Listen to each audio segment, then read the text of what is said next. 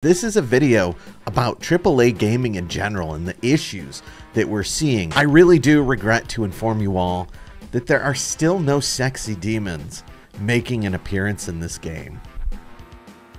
The AAA sloppocalypse is upon us. I'm excited, I'm here for it, and I've been waiting for video games to change because, man, they have been frustrating. Doom the Dark Ages is doing terrible. All right, is it actually doing terrible? I'm not even sure. There doesn't seem to be actually a consensus here. Some of the statistics and metrics suggest one thing, some of them suggest something else, and this video really isn't about that. We're not trying to figure out if this game is a success or not. We're not really here to even talk about Doom the Dark Ages, at least not that much. This is a video about AAA video gaming and the vitriolic hate a lot of recent games have been getting and what exactly is going on here. So we got Dragon Age Veilgard, Assassin's Creed Shadows, and Avowed. They've recently come out and they have been just trashed by at least a certain demographic of the video game enjoyers out there. What's really interesting to me is that the new Doom game, Doom the Dark Ages, is kind of in the same conversation where people are excited for the theoretical failure of this game because AAA gaming has become miserable. So why this game in particular is interesting to me, rather than Dragon Age Veilgard, Assassin's Creed Shadows, and Avowed, is that there is no like smoking gun culture war scene here that's going to get clip farmed 1,000 times over by Asmongold on TikTok, on Twitter, X. It's got nothing like that. In fact, I don't even know what the story is here of Doom the Dark Ages. I don't think anybody knows because it's really not that interesting. I'm sure there's like 5 people out there that it's like they're like, this is the prequel to Doom 2016, and we're finally getting a reveal on whatever's going on. I'm playing this game. I have no idea what's happening. Interesting that Doom is getting lumped in with those other games, despite it doesn't have that culture war nonsense moment that is a linchpin for getting people upset. That's not happening. Another interesting thing to me about Doom the Dark Ages is that I love Doom 1 and 2, and I played Doom 2016, played Doom Eternal. I liked those games a pretty decent amount. But a few days before Doom the Dark Ages came out, I'm having a conversation with myself, sort of like right now, just staring into the abyss, having a conversation with myself. And I'm like, you know, we're just going to not buy this video game. We're going to not play this one because why? What's the point? I just was not feeling it. I felt done with the Doom franchise. Now, a day before the game actually comes out, I get the email from Amazon. Pre-order's been shipped. Apparently, I just clicked that one random night like a year ago, and now the game is coming at me. All right. Returning things from Amazon, kind of annoying. I'm between video games right now. Just finished Claire Obscure, Expedition 33. And Momi Bosu. Those were some good games right there. And I'm like, you know, why not? I guess, you know, technically I should enjoy this game. I don't know why I wouldn't. So I decided to play it. And it's actually a pretty good game. But like, man, the entire time that I'm playing it, because I'm not really a Doom aficionado or anything like that, I'm just sort of thinking to myself, like, AAA gaming does have to change. So I want to explore my feelings with Doom the Dark Ages, and that sort of extrapolates to AAA video gaming in general. And we're going to try to figure out, why did this game get lumped in when it's really not a culture war video game? And number one, over and over, AAA video games are just not interesting, or at least interesting enough. All right. So, for the old heads out there, you may remember back in the day, the weekends coming up, dad's taking you to Blockbuster, or I don't know, Hollywood Video or something like that, and it's time to rent a video game. Now, you got like 15 video games in the trove back home. You've played them to death, at least the good ones. And it's like, man, I just want to play something, because otherwise we're watching Wild and Crazy Kids and Hey Dude reruns all weekend. And we've already seen all of them like 20 times over. Just give me something to play, please, something to do. Yeah, we probably should have just gone outside. But, you know, nowadays, that's not really a problem anymore. We're not looking for something to stimulate our minds, because we literally have access to every video game, movie, anime, TV show, song, book, you know, and then there's, of course, TikTok, Twitch, YouTube. There's YouTube. Tons of free content, just nonstop. If you're subscribed to Netflix, that's a whole bunch of content. Amazon Prime. And if you're willing to join Luffy on the Seven Seas, East Blue, wherever, a whole lot more stuff just became, you know, accessible as well. Literally everything is available these days, so much so that people don't even bother to play the games that are available. And I'm guilty of it as well. There is an embarrassingly large number of video games that I have on my Steam account that I've never played, because some sale came around. I'm like, all right, here's a bundle of every Grand Theft Auto game, Fallout. I should play the Fear series, I guess. And those games just accumulate over time, but I have, you know, little to no interest to play those games. So, with everything ever made literally being available, your video game doesn't need to be just good or even really good and exist. There has to be something about that game that pops, that makes it something special, where it behooves you to go beyond just the standard, you know, slop entertainment that's just always available to you, and actually become interested in the thing. This most recently happened to me with Clair Obscur Expedition 33, 10 out of 10 video game. Sakaguchi discovers a baguette, essentially, or somebody possessing the spirit of this amazing man, and we get an amazing JRPG style video game. That got people interested out of nowhere. Most AAA games, oh boy, it's the new Assassin's Creed. Sometimes literally Assassin's Creed.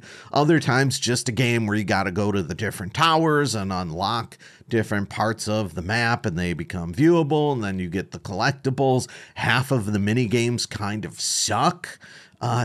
So many video games are cut from the same cloth, or we assume that they're just cut from the same cloth, and then it becomes, all right, something's really got to be moving in order for me to actually become interested in playing it, or it's just the niche that you enjoy. Oh, the new Legend of Heroes Trails, you know, doing whatever is coming out. I guess I have to play that, but that's not everybody. Those also aren't AAA video games. For AAA video games to make their budget back, their astronomical budget, you gotta do something that isn't just good, that isn't just great even. It has to behoove the audience to play it rather than do anything else. That's one of the reasons why when people are like, oh, this new demo for a AAA video game just released, are you going to check it out? And it's like, man, I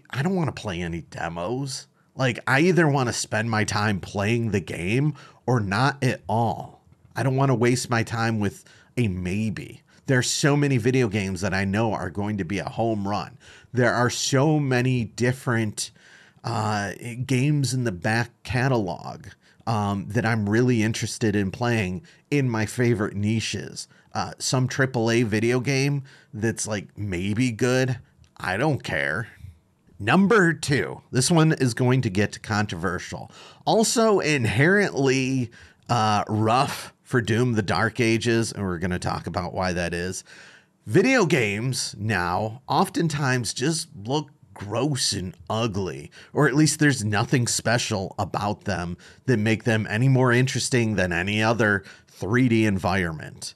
Doom the Dark Ages here has a particularly difficult time because, well, it's sort of inherent in the source material that we're drawing from. But at the end of the day, Doom the Dark Ages, well, you pause and look around and you're like, man, this is some artistic mastery. And some people must have really poured their heart and soul into making this video game look really good. I could say that. That's like what I would say in my 7 out of 10 review of a video game like this. But the deep down, like, you know, here's Chris talking to his buddy who's strangely interested in AAA video games as well. I would be saying, man, it looks like someone just sort of patted their hands and shit and made it glossy. They sprayed something on it and we're in just glossy shit land. That's kind of what the game looks like. There is not a lot that really looks that interesting, attractive about the game. All right, at a deep, zoomed in level with Doom the Dark Ages, we could talk about how it's got this heavy feeling that sort of draws out the essence of its name, and that's interesting. But like really all the demons and enemies look exactly the same as what has been in the past. A lot of the demons just look the same in this video game. Man, like video games got to do something that's interesting and look really popping in order to get people interested. Just for the exercise, I pulled out a trailer of Doom Eternal, a game that I enjoyed. And even that in the graphics had something that popped a little bit more. I think the jumping puzzles in that game gave it a little bit more interesting visual flair. Here in Doom the Dark Ages, what's the difference about this game? Except the shield. We get the slow moving mech mini game where you move it, you're a colossal giant mech, but you're punching things really slow and using a weaving move, and then you gotta punch back at the enemy. When has that ever been good in any video game ever? I guess we're breaking up the monotony, the perceived monotony of the arena shooting that we're jumping from over and over. We'll talk a little bit about that more in a second. But there's just not a lot to work with here, which is really it's kind of unfair with Doom the Dark Ages. But that's an aspect of AAA gaming as well. You can't just have really good graphics on a technical level. Your artistry has to have something that really makes the experience really worthwhile. We'll get a little bit more in depth about that. Let's talk about graphics in video games. There are some people that are like, oh, graphics don't matter. Which, like, buddy, especially in this conversation, they do. Okay, so let's talk about a parkour video game. You're jumping from building to building, you're doing tumbles, and the little tweaks in the animation as you do that make the experience feel all the more succinct and true to the actual action that you are emulating. All right, even if you're literally just, moving from point A to point B, the way that the animations play out does impact how much fun you are having. Graphics in the background. Graphics. It's made of artistic assets. People like to just look at art. Like, can we agree on that fact at least? People like and enjoy looking at art. Thus, if good graphics or good art is within the video game, people will enjoy that at the very least. And if so, doesn't that enhance the quality of the video game? And in your parkour video game, if you really love, say, an 80s retro scene, you know, something out of Akira or Blade Runner, and you're jumping from building to building, and that's what you're seeing in the background, that makes the experience feel even more awesome, because a lot of what video games are trying to do are immerse you into an experience. So, can we agree on that then? All right, here's where it gets controversial then. Video game character design, in particular, the character that you are playing yourself, has to be of a visual quality that the player enjoys, because that is who they are seeing the world through, or they are seeing the world with side by side. Can we agree that that is a thing? Unfortunately, character design has become another aspect of contention between people who believe different things within the culture war.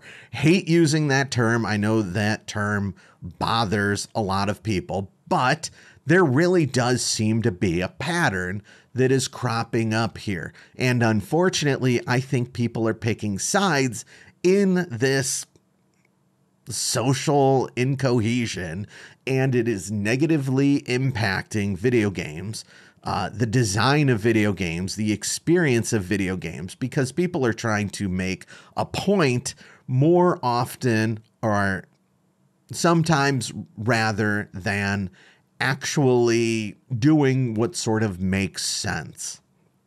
And that's disappointing to me. This is not an argument against diversity, genders, etc. Except at the end of the day, there are certain things of the different, not dividing based on gender or the colors or anything of that nature, races, that about a character just isn't as fun to play.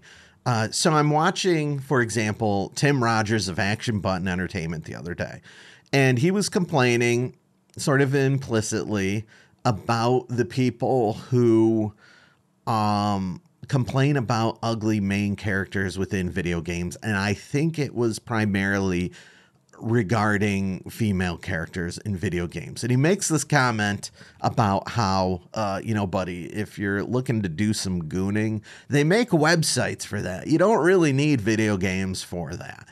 And yeah, totally agree. I ain't clicking on any of those games that are being recommended to me on Steam that are brand new, that are selling really well, staying away from that in my entertainment. But I think that it does look over something that's important. People like doing cool stuff in video games and having it feel cool. They like doing it in backgrounds that feel cool to them, and they like doing it as ideal characters that look cool or attractive or whatever it is. And it's not as gooning content, but I think that it, plays to something that is a little bit more psychological, which is why I think in video games, regardless of race, regardless of gender, or in movies, we always had main characters that looked good. Okay. And it's not supposed to be a representation of the viewer, or in this case with video games, the player. It is idealized, and that's not supposed to be exclusionary. You're just kind of, having fun with what's, being presented to you, and it's not supposed to freak you out. And at the end of the day, I think people like playing as characters that look good. Even, you know, a straight male playing another male, they want that guy looking good because that's how they're sort of viewing themselves. Male playing a female, you know, they're either trying to experience the world through them, or they're sort of experiencing the games in a sort of side-by-side fashion. And we can go through all the different gender combinations, et cetera, in, you know, playing a video game. I hate bringing this up because, you know, I feel like I'm supposed to be slinging Black Rifle coffee ads, and I'm going to be recommended next to the quartering now. That's really not the intent, like seriously, but it is worth bringing up because I feel like the culture war nonsense is kind of keeping us from being able to just intelligently talk about video games. Black Myth Wukong came out last year, one of the best games of the year, as according to my top 10 list.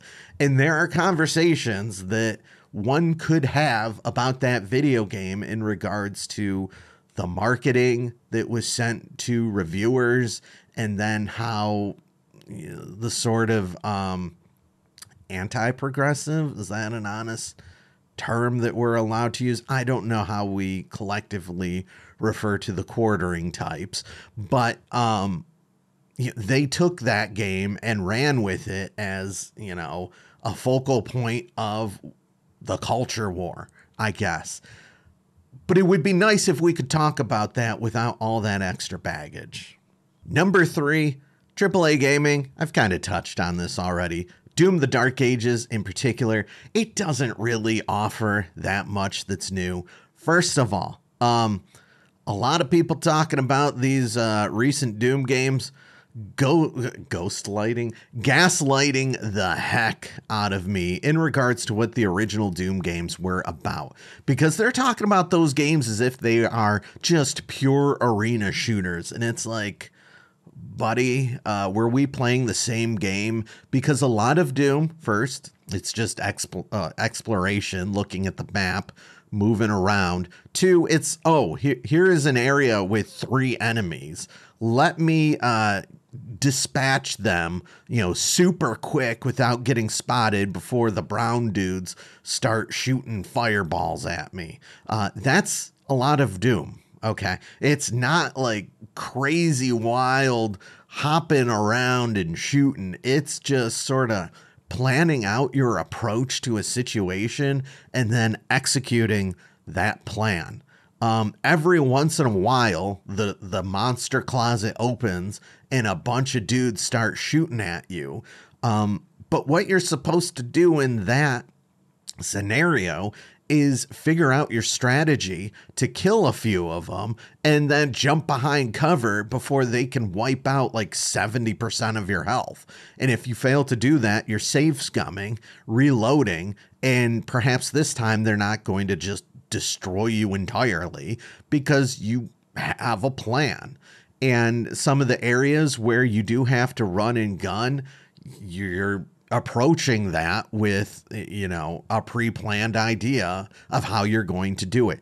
That's not Doom 2016. Doom 2016 is, oh, hey, you're entering a new arena, essentially, and you're just running around, killing dudes, and you're switching between weapons, and you're trying to strategize how you kill these things so that you get the right sort of breakdown of ammo, armor, and health. And you're constantly getting shot at. It's not really possible to not get hit in these levels. And it's just frantic gaming, moving from set piece to set piece. They're all arenas. Not a lot of variety. That's also sort of Doom Eternal.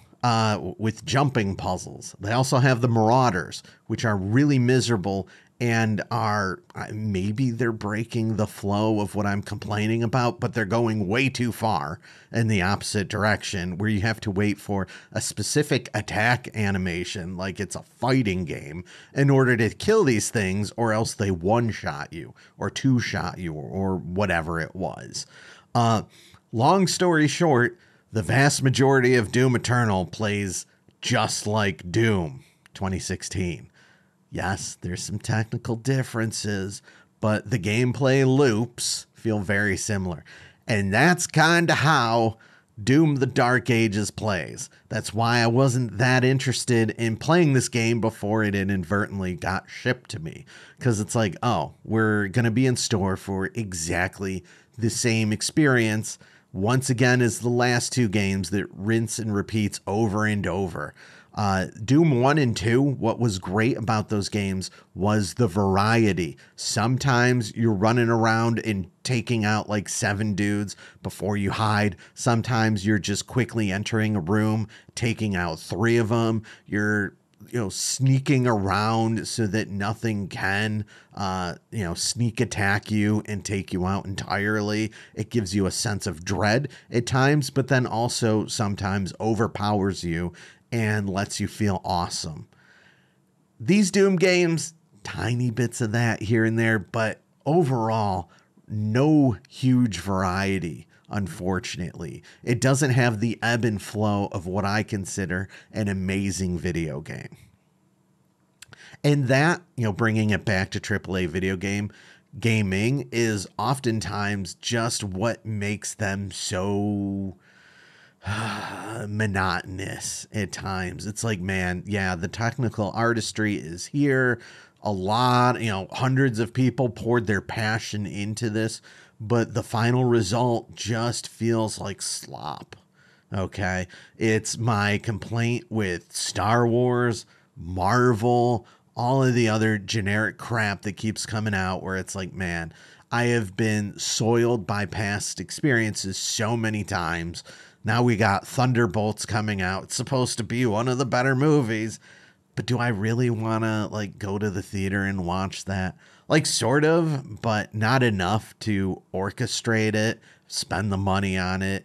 The popcorn, it sounds good right now. But no, maybe I'll go see it. I don't know. And that's how I feel about a lot of movies, a lot of TV shows. They soil the experience, especially a game like Doom Eternal, where there is just really annoying spots within the game. It used to be the Marvel movies were never that good, if we're going to be honest. They're all kind of sloppy, but they didn't have as much just outright annoying crap. And now I just sort of expect that in everything. The polish just isn't there to make sure that you're delivering something that is 100% awesome. And so it's why bother? I'll just go play something that I actually really want to play, or watch a movie that I really want to watch. All right, so Doom the Dark Ages is out. I actually do kind of like the game. I've been playing the game. It's sort of like my gaming homework now. It's kind of yeah, I like this. Actually, it is a good game. All right. Is this a good enough game that I would recommend to most people to play rather than do whatever it is that they have a passion in that isn't already this video game? No, no, not really. If you love arena shooting, yeah, this is a good video game. So I do feel kind of bad making this video, but again, it feels a little sloppy. It's kind of 50% slop, in my opinion, and that's not necessarily a type of video game I would recommend to most people. I think really Claire Obscure Expedition 33 just broke me, and now I want amazing video games. Hironobu Sakaguchi basically discovers a baguette. Did I already make that joke? I hope I didn't make that joke. Previous to that, I played through Suikoden 1 and 2 HD. Amazing video games. I wish I played those growing up, but I skipped them. Kind of going in RPG lane over there, but there are plenty of other video games, even some not RPGs, that are, video games I'd really like to play. This one is sort of average in regards to what's interesting to me. I don't know. Are you guys playing Doom the Dark Ages? Are you guys loving it? Hopefully you are, if you are playing it.